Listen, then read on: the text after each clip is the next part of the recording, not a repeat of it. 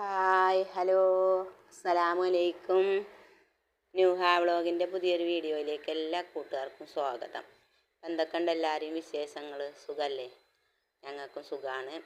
അപ്പം ഇന്ന് ചെറിയൊരു വീഡിയോ ആണ് കേട്ടോ. അപ്പം നമ്മളിന്ന് ഈത്തപ്പഴം വെച്ചുങ്ങാണ്ട് അച്ചാറുണ്ടാക്കുകയാണ്.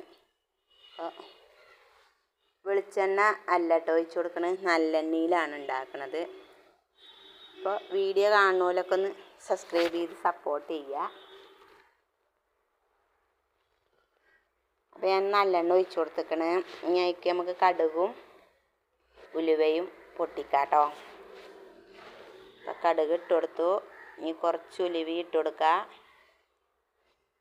നമുക്ക് കല്യാണത്തിനൊക്കെ പോയാൽ ഇപ്പം മെയിനായിട്ട് കിട്ടുന്ന സംഭവമാണല്ലോ ഈന്തപ്പഴച്ചാറ്.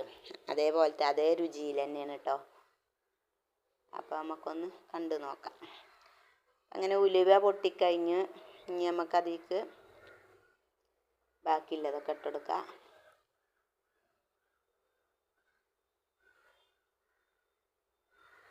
ഇഞ്ചിയും വെളുത്തുള്ളിയും ചെറുതായി നീളത്തിൽ ഇങ്ങനെ അരിഞ്ഞതാണ് കേട്ടോ. കൊത്തി അരിഞ്ഞ് ചെറുതാക്കി അരിഞ്ഞത്, ചതച്ചക്കല്ല, ചെറുതായി എടുത്തേക്കാണ്. പിന്നെ കരിവേപ്പിൻ്റെ ഇല ഇട്ട് കൊടുക്കുക. പിന്നെ പച്ചമുളക് 1-3 ആക്കിയാണ് ചെരിച്ചരിഞ്ഞത്, ഒരു 5-6 അതും കൂടി ഇട്ട് കൊടുക്കുക. എന്നിട്ട് നന്നായി ഒന്ന് വഴറ്റിയിട്ട് നമുക്കിതിലേക്ക് കാശ്മീരി മുളക് പൊടി, ഞാനിപ്പോൾ ഈ എടുത്ത സ്പൂണിന് 2 സ്പൂണ്, പിന്നെ സാദാ മുളക് പൊടി 1 സ്പൂൺ ഇട്ടിട്ടുള്ളൂ കേട്ടോ. എരി വേണ്ടതിന്, ഇത് മധുരമുള്ള സംഭവമല്ലേ. അപ്പോൾ ആവശ്യത്തിന് അതേ ഇട്ടിട്ടുള്ളൂ കേട്ടോ. പിന്നെ മഞ്ഞൾപ്പൊടി 1/4 സ്പൂണ്. നമുക്കിതൊന്ന് വഴറ്റിയെടുത്തിട്ട് പിന്നെ അതിലേക്ക് ഒരു നുള്ള് സാമ്പാർ പൊടി, കുറച്ചുള്ളൂ കേട്ടോ. അതിൻ്റെ ഒരു ചോയ അങ്ങൊന്ന് മാറി കിട്ടാൻ വേണ്ടി ഒരു നുള്ള് സാമ്പാർ പൊടി ഇട്ട് കൊടുത്തേക്കണേ. പിന്നെ നമുക്ക് ആവശ്യത്തിനുള്ള ഉപ്പ് ഇട്ട് കൊടുക്കുക.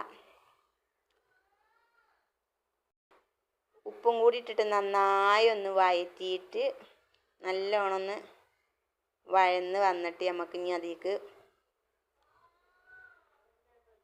ഈത്തപ്പഴം കുരു കളഞ്ഞത് കേട്ടോ, 2 ആക്കിയാണ്ട് ഇതാക്കിയിട്ടതാണ്, പൊളിച്ച് ഒക്കെ വെച്ചതാണ്. അതിട്ട് കൊടുത്തേക്കണേ. അത് എത്ര വേണമെന്ന് അതിനനുസരിച്ച് ഇട്ടാൽ മതി കേട്ടോ. ഞാൻ കുറച്ച് എടുത്തിട്ടുള്ളൂ. അപ്പം അങ്ങനെ ഇനി അത് നന്നായി ഒന്ന് വഴറ്റി അതിൽ കിടന്ന് നല്ലോണം ഒന്ന് വഴന്ന് വന്നിട്ട് നമുക്ക് ഇനി ഇതിലേക്ക് പുളി വെള്ളത്തിലിട്ട് പിഴിഞ്ഞ് വെച്ചതുണ്ട്, അത് ഇച്ചിരി ഒഴിച്ച് കൊടുക്കുക. കുറച്ചുള്ളൂ കേട്ടോ പുളി ഇട്ടിട്ട്, ഒരുപാട് പുളിയൊന്നും വേണ്ട. അപ്പം അങ്ങനെ പുളി ഒഴിച്ച് കൊടുത്തു. ഇനി നമുക്കതും കൂടി നന്നായി ഒന്ന് വഴറ്റി ഇളക്കി നല്ലതുപോലെ ഒന്ന് യോജിപ്പിച്ചിട്ട് പിന്നെ ഇനി നമുക്കതിലേക്ക്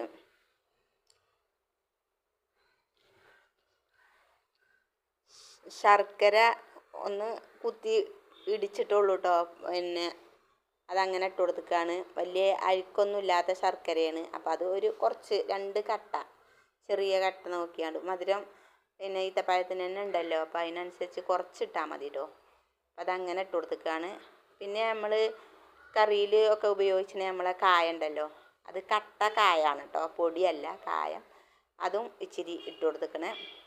ഇനി നമുക്കിതിനെ വീണ്ടും ഇളക്കിയിട്ട് പിന്നെ നമുക്ക് കുറച്ച് വിനാഗിരിയും കൂടി ഒഴിച്ച് നല്ലതുപോലെ ഒന്ന് യോജിപ്പിച്ചാൽ നല്ല അടിപൊളിയാണ് കേട്ടോ, സൂപ്പറാണ്. അപ്പം ഇന്നത്തെ വീഡിയോ ഇത്രയൊക്കെ ഉള്ളൂ.